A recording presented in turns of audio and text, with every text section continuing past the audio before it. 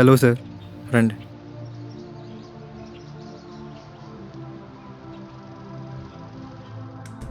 కూర్చోండి. Happy birthday Sivaprasad గారు. Bouquet ఇచ్చి మరీ బాధపడుతున్నారా రంగనాథ్ గారు? బోకే ఇచ్చింది బాధ పెడదామని కాదు, బర్త్డే విషయం చెప్దామని. బాధ పెట్టింది మీరు కదండి. ఈరోజు ఈ డేట్. అదేంటి ఆనందంగా ఉండాల్సిన రోజు బాధపడుతున్నారు? 3 నెలలు కలిసి పనిచేశాం, అయినా మీరు నాకేం చెప్పలేదు. జస్ట్ లవ్ ఫెయిల్యూర్ అని చెప్పారంతే. అవును, నేను మీకేం చెప్పలేదు. ఈ రోజుకి చాలా ఇంపార్టెన్స్ ఉంది. మేమిద్దరం ఈరోజే పుట్టాం. ఈరోజు నుంచి నాకు 32, తనకి 28. పద్మారావు నగర్లో మొదటి తను చూశాను. తనతో మాట్లాడాను, పరిచయం పెంచుకున్నాను. తనకు అలవాటు అయిపోయాను, ఎడిక్ట్ అయిపోయాను, ప్రేమించాను. తను లేకపోతే చచ్చిపోతానేమో అంతలా ప్రేమించాను. తను కూడా నన్ను అంతలా ప్రేమించింది. పెళ్లి చేసుకుంటానని మా నాన్నకి చెప్పాను. పెళ్ళి, ఉద్యోగం అన్నవి బాధ్యతలురా, సరదాలు కావన్నారు. నాకు ఆయన చెప్పింది కరెక్టే అనిపించింది. తను కూడా వెళ్ళి వాళ్ళ నాన్నకి చెప్పిందంట. ఏం చేస్తుంటాడో అని అడిగారంట. ఇంటర్ కూడా పాస్ అవ్వను నేను, ఏం చేస్తుంటాను?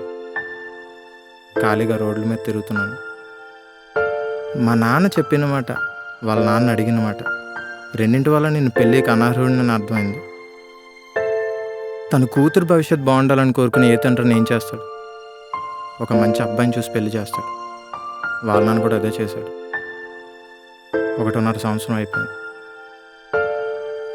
అయినా పెళ్ళైన తర్వాత కూడా పరాయివాడి భార్య మీద ప్రేమ ఉండటం తప్పు కదా శివప్రసాద్ గారు? తప్పొప్పులు అన్నవి మనసుకు తెలుస్తూనే ఉంటాయి రంగనాథ్ గారు. కానీ కొన్ని విషయాల్లో వాటిని ఆచరించలేం. అలాంటి కొన్ని విషయాల్లో మొదటిది ప్రేమ. ఆయన మధ్య దేవుడి మీద బాగా కోపం వస్తుందండి.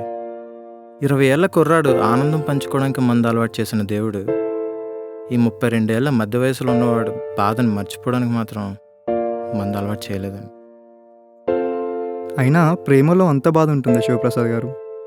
ప్రేమలో ఓడిపోతే ఉండే బాధ అనుభవించేవాడికి మాత్రమే తెలుస్తుంది, చూసేవాడికి తెలియదు. ఇంకా బాధ ఎలా ఉంటుందంటారా? ఒక్కొక్క నరం తెగిపోతున్నట్లు ఉంటుంది.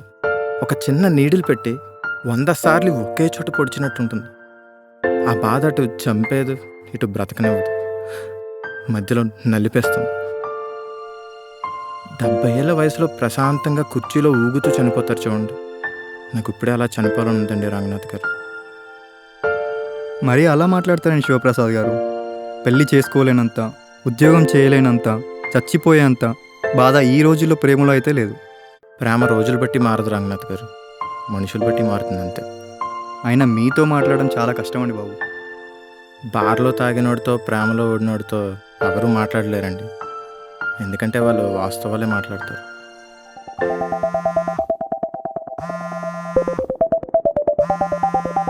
ఓకే శివప్రసాద్ గారు, ఆఫీస్కి వెళ్ళాలి, టైం అయింది. సరే, కలుస్తాం మళ్ళీ. ఓకే అండి, బాయ్. హలో, చెప్పమ్మా. ఏరా, ఎలా ఉన్నావు? ఎలా ఉంటానో నీకు తెలుసు కదమ్మా. ఎందుకమ్మా 4 రోజులకి ఒకసారి ఫోన్ చేసి ఎలా ఉన్నావు అని అడుగుతావు? ఈరోజు నీ పుట్టినరోజురా, గుడికి వెళ్తుంటే గుర్తొచ్చావు, అందుకే చేశాను నాన్న. నాన్న శివ, చెప్పమ్మా. పెళ్లి చేసుకోరా. తను ఎక్కడున్నా బాగుండాలి, తను ఎవరిని చేసుకున్నా ఆనందంగా ఉండాలని తన వైపు నుంచి అంతా ఆలోచించే నువ్వు నా వైపు నుంచి కొంచెమైనా ఆలోచించాలి కదరా. కొడుకు పెళ్లి చేసుకొని అంటుంటే ఒక తల్లి ఎంత మనోవేదనకి గురవుతుందో నువ్వు తెలుసుకోవాలి కదరా. అమ్మ, నేను నీ గురించి తనకంటే 10 రెట్లు ఎక్కువ ఆలోచిస్తానమ్మా. రేపు నేను పెళ్లి చేసుకొని ప్రేమగా చూసుకోకపోతే తను నీ దగ్గరకు వచ్చి ప్రేమగా చూసుకోలేని కొడుకుని నాకు ఇచ్చి ఎందుకు పెళ్లి చేసావు అడిగితే నేను తట్టుకోలేనమ్మా. అవన్నీ కాదురా, నువ్వు పెళ్లి చేసుకోవాలి. అమ్మ, నేను తర్వాత మాట్లాడతానమ్మా, మళ్ళీ ఫోన్ చేస్తాను, పెట్టే.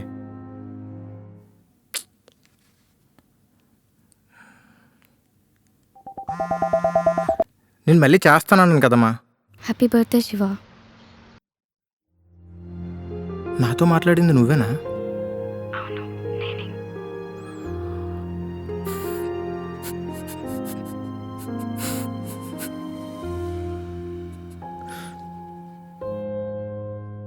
చెప్పు కావ్య, అదే చెప్పండి కావ్య గారు, ఎలా ఉన్నావు? చెప్తాను. అంతకంటే ముందు మిమ్మల్ని ఒకటి అడుగుతాను. ఇప్పుడు మేము నిజాంపేటలో ఉంటున్నాం. మా పక్కింట్లో ఒక ఫ్యామిలీ ఉంది. తను పెళ్ళికి ముందు ఒక అతన్ని లవ్ చేసింది. సిచ్యువేషన్స్ వల్ల వేరే అతన్ని పెళ్లి చేసుకుంది. అది తెలిసిన భర్త తనని టార్చర్ పెడుతున్నాడు. ఇప్పుడు తను వెళ్ళిపోవడం కరెక్టా? కరెక్టో రాంగో మనకెందుకు కావ్య? తనకేమనిపిస్తుందో అదే చేయమను. శివ, చెప్పు కావ్య. అదే చెప్పండి కావ్య గారు. నా భర్త యాక్సిడెంట్లో చనిపోయారు. ఏం మాట్లాడుతున్నావు నువ్వు? 15 రోజుల క్రితం ఆఫీస్ నుంచి వస్తుంటే కార్ యాక్సిడెంట్, స్పాట్లో చనిపోయారు. నువ్వు చెప్పేది నిజమేనా? అవును, తను చాలా మంచివాడు. మంచి వాళ్ళని గొప్ప వాళ్ళని దేవుడు త్వరగా తీసుకెళ్ళిపోతాడంటే నమ్మలేదు, కానీ అది నిజం. మరి ఇప్పుడు నువ్వు అదే మీరు నేను నువ్వు అని పిలవాలో మీరు అని పిలవాలో కూడా తెలియట్లేదు కావ్య. ఎప్పుడు పిలిచేలాగా పింకీ అని పిలువు శివ. ఏంటి కావ్య అలా మాట్లాడుతున్నావు? నన్ను పెళ్లి చేసుకుంటావా శివ? కావ్య అసలు నువ్వు ఆలోచించే మాట్లాడుతున్నావా? నేను ఇంకా పెళ్లి చేసుకోకూడదా అనే డిసిషన్ తీసుకుంటే ఇప్పుడు బాగానే ఉంటుంది శివ, కానీ ఒక సంవత్సరం తర్వాత లేదా 2 ఏళ్ల తర్వాత గతం గుర్తు తెచ్చుకుంటూ బాధను భరిస్తూ బతకడం నా వల్ల కాదు శివ. మా ఆయన చాలా మంచివారు. నేను ఎంత మంచిదాన్నో కాదో నాకు తెలీదు. నేను తీసుకున్న నిర్ణయం తప్పు రైటో నాకు తెలీదు. నాకు తెలిసింది ఒక్కటే, నేను హ్యాపీగా ఉండాలంటే నీతో ఉండాలి. మళ్ళీ అడుగుతున్నాను, నన్ను పెళ్లి చేసుకుంటావా శివ? కావ్య నువ్వు 60 సంవత్సరాల తర్వాత అడిగినా ఆనందంగా పెళ్లి చేసుకుంటాను కావ్య. చాలు శివ, ఆ మాట చాలు. నన్ను మర్చిపోయావనుకున్నాను. ప్రేమ అనే పదం చచ్చిపోతే గానీ నిన్ను మర్చిపోవడం జరగదు కావ్య. నువ్వు నా ఊపిరే. అయినా నువ్వు మళ్ళీ నా లైఫ్లోకి రావడం నా అదృష్టం. నన్ను నాన్న అని పిలిచేది ఎవరు కావ్య? పాపా బాబా? అలా ఎందుకు మాట్లాడుతున్నావు శివ? నేను అతనికి దగ్గర అవ్వలేకపోయాను. టైం కావాలన్నాను. ఇద్దరం దగ్గర అయ్యేలోపే ఇలా జరిగిపోయింది.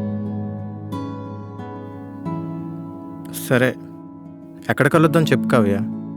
నీకోసం పద్మారావు నగర్లో మా ఇంట్లో మా నాన్న ముందు వెయిట్ చేస్తుంటాను. నీకంటే ముందే వెళ్ళి నేను నీకోసం వెయిట్ చేస్తాను. సరే కావ్య.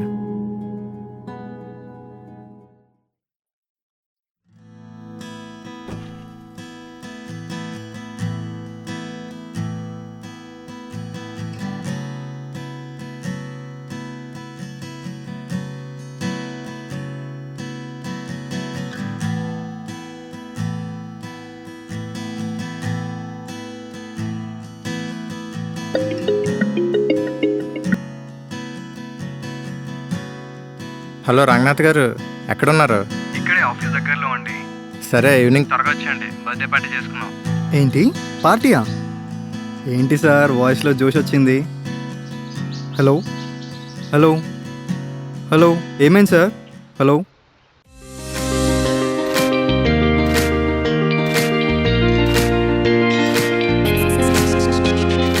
శివప్రసాద్ @25 again.